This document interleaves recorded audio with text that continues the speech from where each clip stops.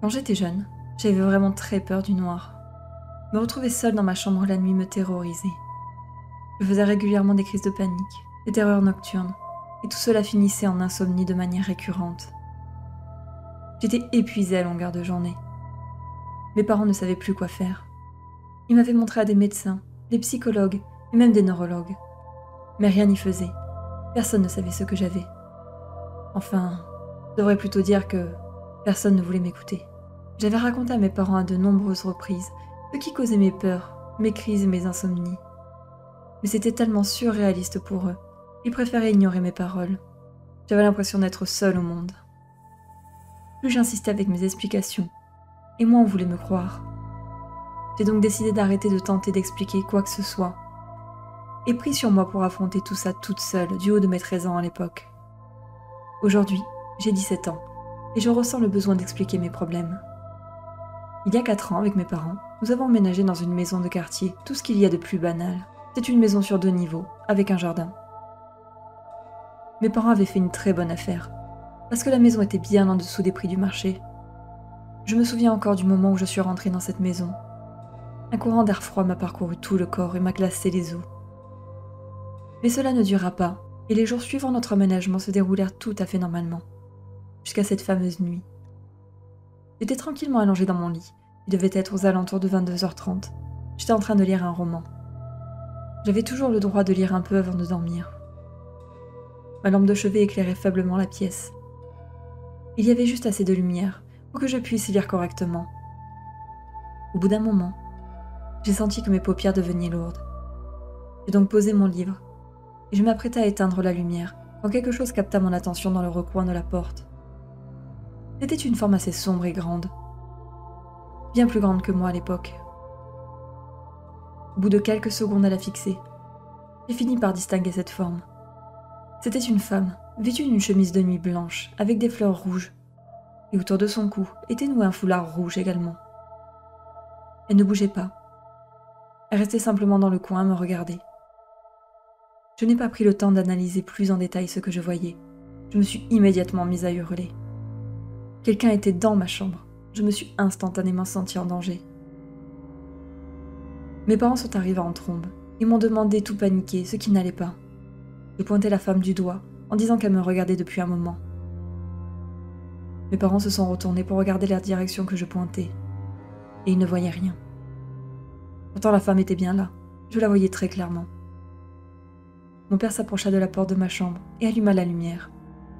Au moment où il appuya sur l'interrupteur, la femme disparut comme par magie. Mes parents m'ont rassurée en me disant que j'avais dû voir le reflet d'un lampadaire à l'extérieur.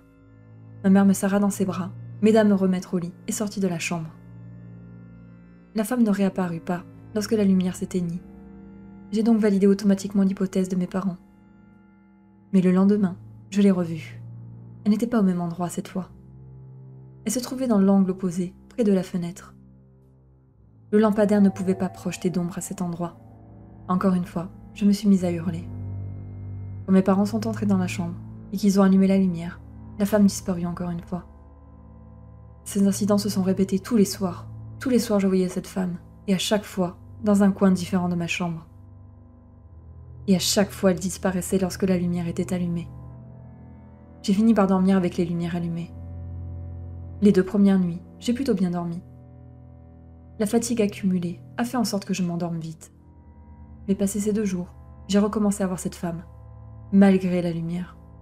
Cette fois, elle apparaissait dans mes rêves. Ce qui me déclenchait des terreurs nocturnes très violentes. Mes parents n'arrivaient pas à me réveiller dans ces moments-là. Et on leur avait recommandé de ne pas le faire. De laisser les crises passer toutes seules. Mais c'était éprouvant pour mes parents. Surtout ma mère, qui était une personne fragile émotionnellement parlant. Elle a vite fini par craquer et tomber en dépression. Elle aussi par manque de sommeil, mais aussi à cause de l'incompréhension de la situation. Je m'en voulais tellement. Je voyais ma mère malade à cause de moi. Ce n'est qu'au bout de plusieurs mois de calvaire que j'ai décidé qu'il était temps de faire face à cette peur. Je devais comprendre ce que me voulait cette femme. Pourquoi est-ce qu'elle apparaissait toutes les nuits dans ma chambre et dans mes rêves? Une nuit donc, j'ai décidé de ne pas lutter contre la fatigue et me laisser aller. Je me suis vite endormie. Et très vite, la femme est apparue. Étrangement, cette fois-ci, je la voyais plus proche de moi. Et très distinctement. Était-ce parce que j'avais moi-même décidé que je voulais la voir cette fois? J'ai pu constater que malgré la pâleur de son visage, elle était très jolie et assez jeune. Elle ne devait pas avoir plus de 35 ans. Mais ce qui me sauta aux yeux, c'est que ce que j'avais pris pour des petites fleurs sur sa chemise de nuit n'en était pas. C'était des taches de sang. Et le foulard qu'elle avait autour du cou était en fait une entaille assez profonde. J'ai commencé à avoir peur. J'ai voulu me mettre à crier. Je me suis retenue. Et j'ai levé la tête pour plonger mon regard dans le sien. Au moment même où mes yeux ont rencontré les siens, j'ai failli me mettre à pleurer. Pas de peur, mais de tristesse. Son regard était tellement triste et mélancolique. J'en avais l'estomac noué. J'ai immédiatement compris qu'il était arrivé quelque chose de terrible à cette femme, et qu'elle voulait me le faire comprendre. Je lui ai fait signe de la tête, puis je me suis réveillée. Dès le lendemain matin, j'ai entrepris de faire des recherches sur cette femme, et le plus logique pour moi était de faire des recherches sur la maison. J'ai essayé de questionner mes parents, mais ils n'avaient apparemment aucune info à me donner. J'ai donc décidé de faire mes propres recherches sur le net. Il ne m'a pas fallu longtemps pour trouver des réponses à mes questions. 2 ans avant que nous emménagions dans cette maison, un drame horrible s'y était produit. Un homme avait sauvagement assassiné sa femme. Il l'avait étranglée avec le câble de leur téléphone fixe. Il y avait mis tellement de rage dans son acte que le câble entailla le cou de la jeune femme, ce qui la fit se vider de son sang. L'homme était apparemment connu des services de police pour son comportement violent envers sa femme, ainsi que pour ses problèmes d'alcool. Rien n'avait jamais été fait pour aider cette femme à échapper aux griffes de son mari. Jusqu'au soir de trop, où elle perdit la vie à cause de ce monstre. Après avoir lu ces faits, je me suis mise à pleurer. J'ai compris qu'elle ne me voulait pas de mal, que c'était simplement une âme égarée qui n'avait pas encore trouvé le repos. Après cela, j'ai continué de la voir régulièrement, mais je n'avais plus peur. Je savais qui elle était. Je connaissais même son prénom, Émilie. La chose cependant que j'ignorais, c'est ce qu'elle attendait de moi. Est-ce qu'elle voulait que je l'aide? Je n'en savais rien, car à chaque fois que je la voyais, elle ne prononçait pas un mot, malgré mes nombreuses tentatives pour lui parler.